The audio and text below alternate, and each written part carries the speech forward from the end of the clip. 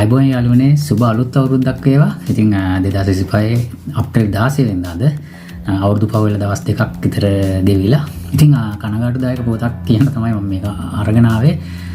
අදත් ලාංකික අපේ සහෝදරයෙක් මේ රටට සේවය කරන්න ආපු අපේ රට වෙනුවෙන් සේවය කරන්න ආපු සහෝදරයෙක් බෙල්ල වැල දාගෙන මේ දෙවෙනි කේස් එක මීට මාසයකට කලිනුත් එක්කෙනෙක් නැති වුණා. දැන් අලුත් තව එක්කෙනෙක් නැති වෙලා තියෙනවා.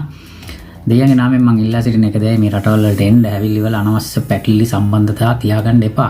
ඒක අපි දන්නවා මේ රස්සාවත් එක්ක තියෙන මේ පරිසරයත් එක්ක තියෙන මානසික ආතතියත් එක්ක සමහරවිට අනියම් සම්බන්ධතා එක එක දේවල් පැටලෙන්න පුළුවන්. හැබැයි ඉතින් තමන්ගේ ලස්සන ජීවිතේ නැති කරගන්න එපා.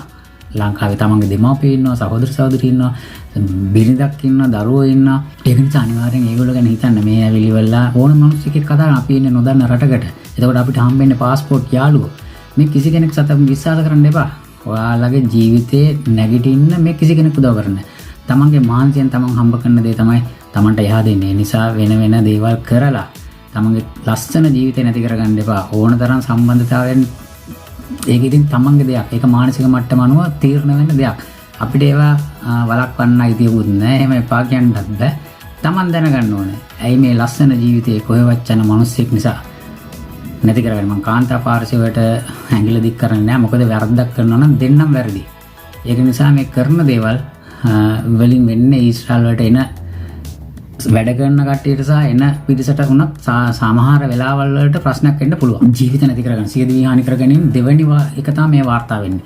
ඔයිට කලිනුත් මීට මේ යම් දේවල් සිද්ධ වුණා. ඒ බෙහෙත් අරගෙන ජීවිත නැති කරගෙන හරි අධිමාත්‍රා අරගෙන ජීවිත එක එක රෝග නිසා නැති වෙච්ච ඒවා දේවල් හරි එහෙම වුණා.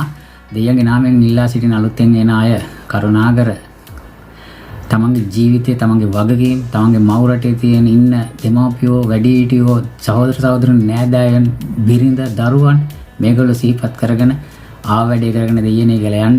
මේ වගේ අනියම් සම්බන්ධතා තියාගෙන බෙල්ල වැල දාගෙන අවසානයේදී වෙන්නේ ලාංකිකින් කියන හැමෝටම මේකේ කැලලක් එනවා.